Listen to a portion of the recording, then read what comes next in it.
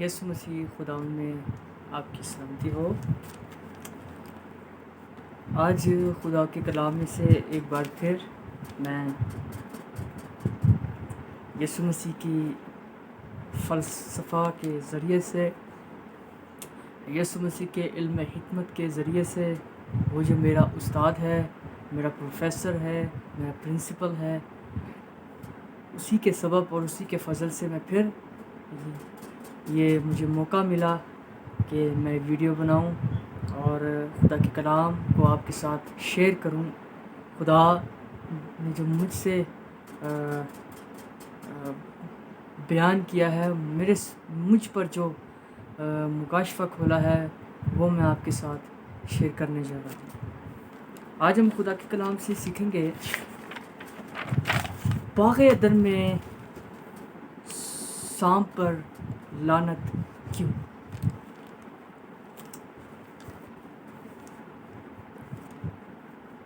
کیا خدا نے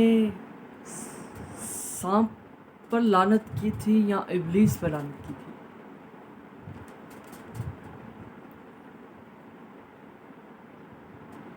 اور سانپ آج میرے اور آپ کی نظر میں ہم جو ہے اسے ابلیس کہتے ہیں، ہم اسے شیطان کہتے ہیں، ڈیول کہتے ہیں، سیڈن کہتے ہیں۔ جب ہم سانپ کو دیکھ لیتے ہیں تو ہم جو یہی کہتے ہیں اور یہی سوچتے ہیں کہ یہ جو ہے ابلیس ہے، جبکہ کلام خدا کے مطابق سانپ ایک جانور بھی ہے۔ خدا نے اسے بنایا ہے جانوروں کے ساتھ۔ جب خدا نے پیدائش کی کتاب میں اس کے پہلے باب کی 28، 29، 30، 31 آیت میں ہم جب پڑھتے ہیں تو ہمیں یہ واضح ملتا ہے کہ خداوند نے جو ہے رینگنے والے جانوروں کو بھی بنایا، تو اس میں سانپ بھی جو تھا بنایا گیا۔ جبکہ سانپ ایک جانور ہے اور وہ میری اور آپ کی طرح عقل، حکمت، دانائی، ادراک مسلط نہیں رکھتا، لیکن سبب یہ ہوا کہ خداوند نے جو سانپ پر لعنت کی، وجہ یہ تھی کہ سانپ جو تھا پیدائش کی کتاب اس کے 3 باب اور اس کی 14 آیت میں پڑھوں گا، پھر اس کے بعد ہم گفتگو کریں گے۔ اور خداوند خدا نے سانپ سے کہا، اس لیے تو نے یہ کیا، تو سب چوپائیوں اور دشتی جانوروں میں ملعون ٹھہرا، اور تو اپنے پیٹ کے بل چلے گا اور اپنی عمر پر خاک چاٹے گا۔ خداوند نے سانپ پر لعنت کی اور اس کا سبب یہ تھا کہ سانپ جو ابلیس کے ساتھ شریک تھا، سانپ ابلیس کے لیے وسیلہ تھا، سانپ ابلیس کے لیے ہتھیار تھا انسان کو نافرمانی کرانے کے لیے۔ سانپ جو ابلیس کے ساتھ ذریعہ تھا انسان کو بہکانے، نافرمانی کروانے، گناہ کروانے۔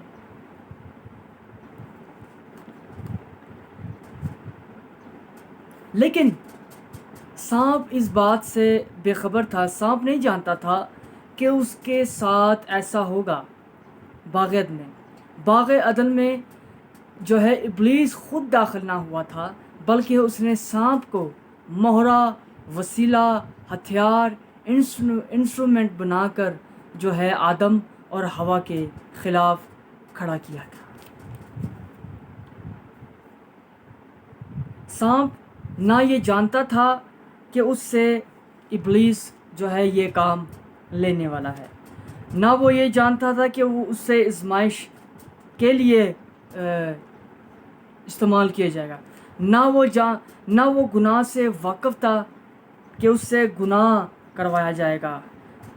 جبکہ سانپ جو ہے ابلیس کے لیے جب استعمال ہوا، اس سے پہلے سانپ جس طرح دوسرے جانوروں کی ٹانگیں تھیں، سانپ بھی جو ہے ٹانگیں رکھتا تھا، وہ بھی دوسرے جانداروں کی طرح زمین پر چلتا تھا، نہ کہ پیٹ کے بل ہی سے بنایا گیا تھا، بلکہ سانپ بھی ٹانگیں رکھتا تھا۔ وہ جب اس نے انسان کو گناہ کی طرف، نافرمانی کی طرف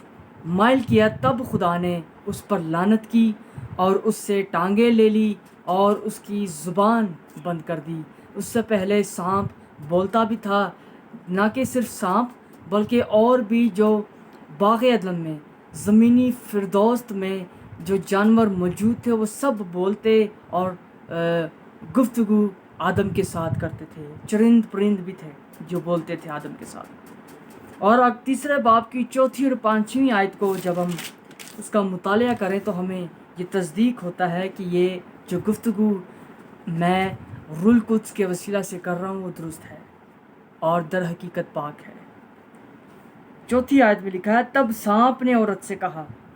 کہ تم ہرگز نہ مرو گے، بلکہ خدا جانتا ہے کہ جس دن تم اسے کھاؤ گے تمہاری آنکھیں کھل جائیں گی اور تم خدا کی مانند نیک و بد کے جاننے والے بن جاؤ گے۔ اب جب سانپ نے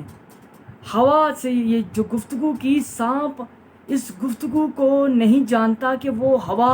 سے کیا گفتگو کر رہا ہے، کیونکہ اس کے اندر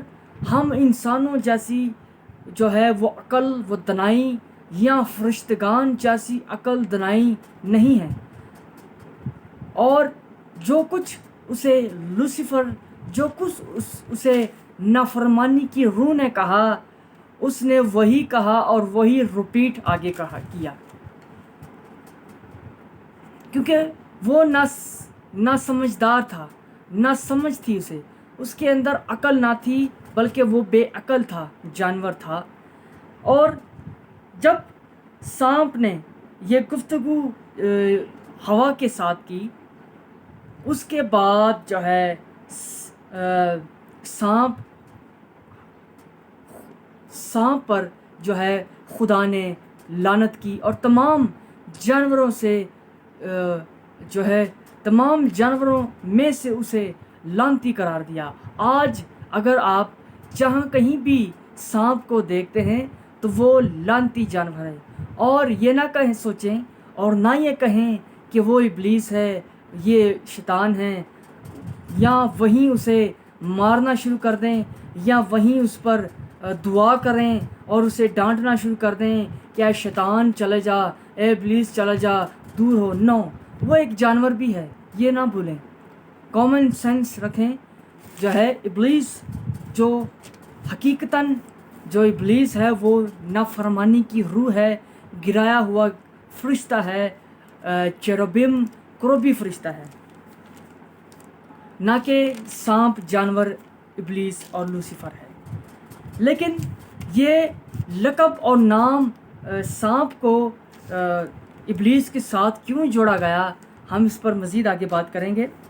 جب ابلیس بولتا تھا تو اور جانور بھی بولتے تھے۔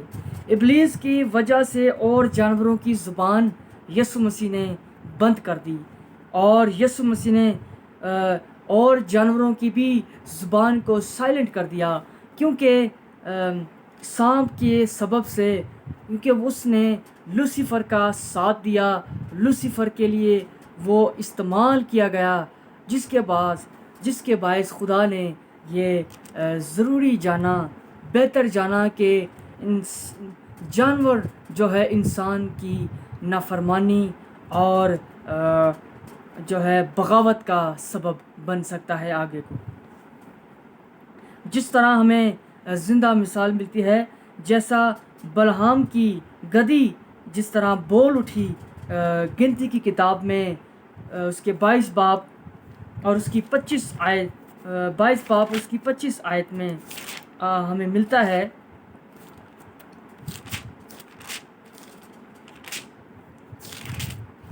میں اس کو پڑھوں گا آپ کے لیے، 24 آیت سے میں پڑھوں گا۔ تب خداوند کا فرشتہ ایک نیچی راہ میں جا کھڑا ہوا اور تاکستانوں کے بیچ سے ہو کر نکلتی تھی، اس کی دونوں طرف دیواریں تھیں، گدھی خداوند کے فرشتے کو دیکھ کر دیوار سے جا لگی اور بلہام کا پاؤں دیوار سے پچا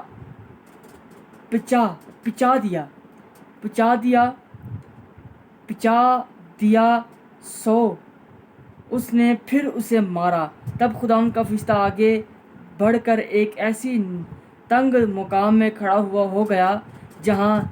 دہنی یا بائیں طرف مڑنے کی جگہ نہ تھی۔ پھر جو گدھی نے خداوند کے فرشتے کو دیکھا تو بلعام کو لیے ہوئے بیٹھ گئی۔ پھر تو بلعام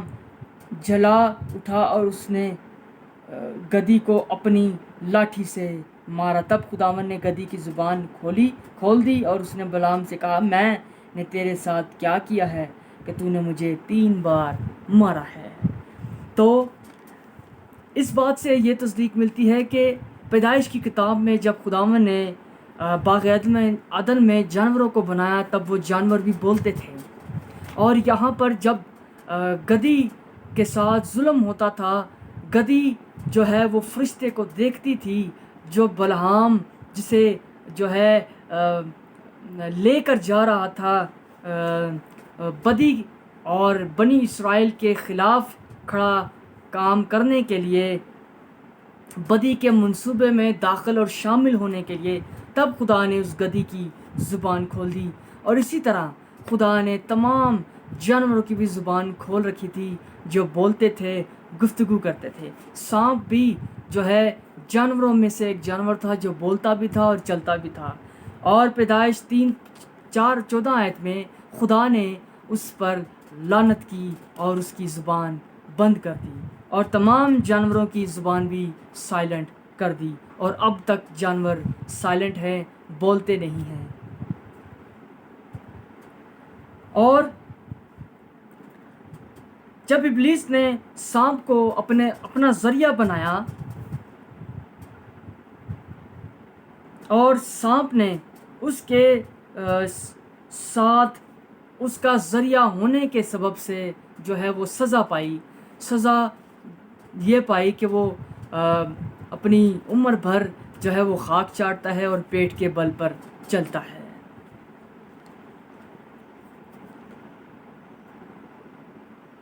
اور پیدائش کی کتاب اور اس کا 18 اور 17 آیت میں خدا نے انسان پر لعنت نہ کی، صرف جانور سانپ پر ہی لعنت کی، بلکہ خدا نے جو ہے انسان کو سزا کا حکم دیا، جس کو عبرانی میں ارار کہا جاتا ہے اور انگلش میں کرس اور اردو میں لعنت کہا جاتا ہے۔ لعنت کا مطلب جو ہمیں ملتا ہے کہ وہ قسم، وہ تکلیف جو کبھی نہ بدلے، جو کبھی نہ تبدیل ہو، اسے لعنت کہا جاتا ہے۔ اور اس کا دوسرا مطلب خدا کی طرف سے وہ زخم، وہ بیماری جو کبھی نہ بدلے، نہ درست ہو، اسے لعنت کہا جاتا ہے۔ اور آج اگر دنیا مبتلا ہے گناہ میں، دردزا میں مبتلا ہے، تو وہ آدم اور حوا کی نافرمانی ہی کے سبب سے مبتلا ہے۔ رومیو اس کا 8 باب اور اس کی 20 آیت میں ہمیں یہ ملتا ہے، جس سے ہمیں یہ واضح تصدیق ہو جاتی ہے۔ رومیو 8 اور اس کا 20 آیت میں لکھا ہے، اس لیے کہ مخلوقات بطالت جھوٹ کے اختیار میں کر دی گئی، نہ اپنی خوشی سے بلکہ اس کے باعث جس نے اس کو گمراہ کیا۔ گمراہ کرنے والا جو ہے وہ سانپ، جس کے باعث وہ ابلیس، جس نے جو ہے آدم اور حوا کو گمراہ کیا، وسیلہ اس نے سانپ کو بنایا، نہ کہ خدا کی مرضی سے آدم اور حوا نے جو ہے یہ گناہ کیا، بلکہ آدم اور حوا سانپ اور لوسیفر کے ذریعے سے خدا کے نافرمان ٹھہرے۔ نافرمانی سے پہلے آدم اور حوا روح القدس سے معمور اور روح القدس کے پھل سے بھرے ہوئے تھے۔ نافرمانی سے پہلے خدا کی روح آدم اور حوا میں تھی، خدا ان کے اندر تھا، اور خدا کی صورت جس پر وہ بنائے گئے تھے، پیدائش کی کتاب اس کا پہلا باب 26-27 آیت میں لکھا ہے کہ وہ خدا کی صورت پر بنائے گئے تھے، خدا کی شکل تھی، خدا کا روح ان میں تھا، پر نافرمانی کے باعث خدا کی روح ان سے جدا ہو گئی، نافرمانی کے باعث خدا ان سے جدا ہو گیا۔ روح القدس کے 9 پھل، محبت، تحمل، ایمانداری جو ہے، یہ سب جو ہے اس کے اندر سے نکل گئے، اور ابلیس کی روح، نافرمانی کے فرزند کی روح ان میں داخل ہو گئی۔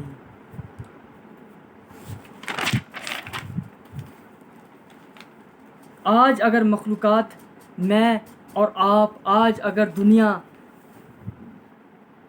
آج اگر انسان گناہ اور درد زامہ ہے، تو وہ جو ہے سانپ کے سبب سے نہیں، نہ سانپ جو ہے اس کا ذمہ دار ہے، نہ سیارے، نہ ستارے، نہ آسمان، نہ زمین کا کوئی جانور، نہ زمین کی کوئی شے، بلکہ یہ ذمہ دار جو ہے آدم اور حوا خود ہیں۔ نہ ہی خدا اس کا ذمہ دار ہے، نہ یہ خدا کا منصوبہ تھا کہ وہ گناہ کریں اور خدا کی نافرمانی کریں، نہ ہی خدا یہ چاہتا تھا کہ وہ ایسا کریں، پر کیونکہ انسان خدا کے ساتھ تخلیق میں حصہ دار تھا، خود مختار تھا، انسان کے اندر بھی یہ اختیار خدا نے رکھا تھا کہ وہ خود مختار ہو کر جو ہے وہ سب کچھ کر سکتا ہے، اس کو یہ اختیار تھا کہ وہ جو ہے اپنی مرضی سے جو چاہے وہ اپنا سکتا ہے، اپنی مرضی سے جو چاہے اسے جو ہے وہ رد کر سکتا ہے، چھوڑ سکتا ہے، دور کر سکتا ہے۔ خداوند یسوع مسیح باپ اور بیٹا اور روح القدس اس کا ذمہ دار نہیں ہے، اور نہ خداوند یسوع مسیح کو اس کا ذمہ دار آپ بنائیں اور نہ سمجھیں۔ اس کا ذمہ دار جو ہے آدم اور حوا خود تھے، نہ کہ سانپ، ٹھیک ہے، اس کا ذمہ دار تھا۔ ہاں، اس کے پیچھے جو تھا وہ ابلیس تھا، جس نے سانپ کے ذریعے سے جو ہے حوا اور آدم کو خدا سے دور کیا، اور سانپ پر لعنت اس لیے کی کیونکہ وہ ابلیس کے اس کام کو سر انجام لایا اور اسے تکمیل تک پہنچایا۔ مکاشفہ کی کتاب میں 12 باب 9 آیت میں سانپ جو ہے سانپ جانور کو جو ہے ابلیس کے ساتھ تشبیہ دی جاتی ہے۔ اسی وقت سے سانپ جو ہے نافرمانی کرانے کے سبب سے جو ہے نافرمانی کا مہرہ اور وسیلہ اور انسٹرومنٹ بننے کے سبب سے جو ہے ابلیس کو اس کے ساتھ جوڑا گیا، اور اب جہاں کہیں بھی جو ہے کلام میں یہ تصدیق ملتی ہے، ابلیس کو جو ہے سانپ کے ساتھ تشبیہ دی جاتی ہے، کیونکہ سانپ جو ہے ابلیس کے ساتھ جوڑا گیا ہے۔ یہ سب کچھ جو یسوع مسیح کا منصوبہ تھا جو ہے کہ انسان اس دنیا میں آئے، اور جس کے وسیلہ سے یسوع مسیح بھی اس دنیا میں آئے، کیونکہ پیدائش کی کتاب اس کا 3 باب اور اس کی 14 آیت جو ہے وہ یہ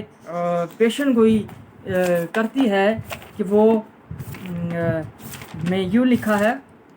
جس کی پیشن گوئی ہمیں یہودا اسکریوتی میں پوری ہوتی ہے پیشن گوئی۔ اور خداوند نے اس سانپ سے کہا، اس لیے کہ تو نے یہ کیا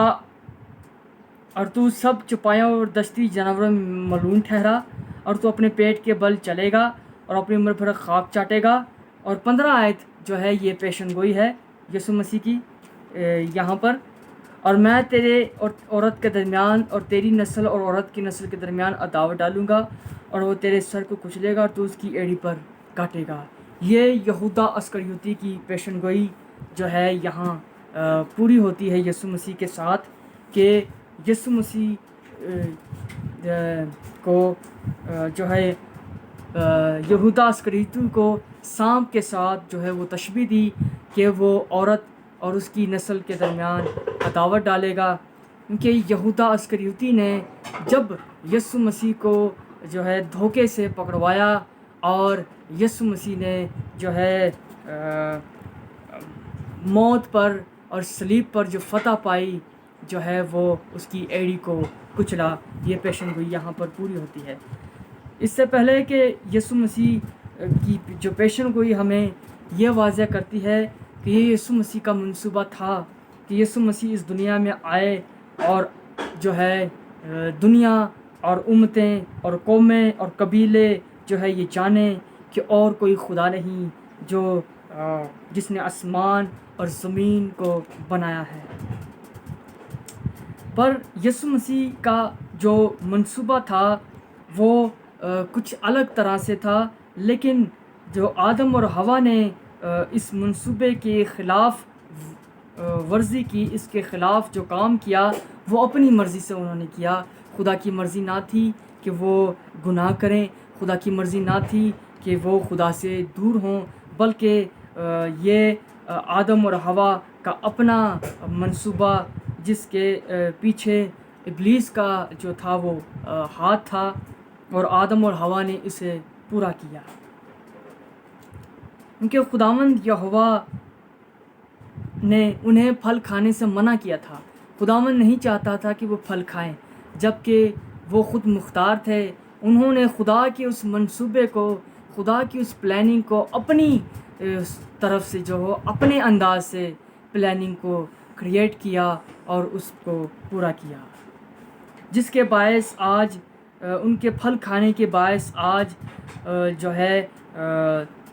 جو نتیجہ موت، رونا، درد، غم، نفرت، حسد، تفرقے، جدائیاں اور خدا کی روح کی علیحدگی جو ہے وہ آج ہمیں ملتی ہے، جس کے باعث خدا کا روح جو ہے آدم اور حوا سے جدا ہو گیا، اور تمام نسل جو آدم سے پیدا ہوئی وہ تمام گناہ میں مبتلا تھی. جب کہ یسوع مسیح اس دنیا میں آیا اور اس نے مجھے اور آپ کو نجات دی اور ابلیس کے ہاتھوں، ابلیس کے اختیارات سے ہمیں آزاد کیا اور غلبہ بخشا. اور پرانا جو آدمی تھا اس نے گناہ اور نافرمانی کی، لیکن نیا آدمی، نئی شخصیت جس نے ہمیں گناہ سے آزاد کیا اور گناہ پر غلبہ بخشا.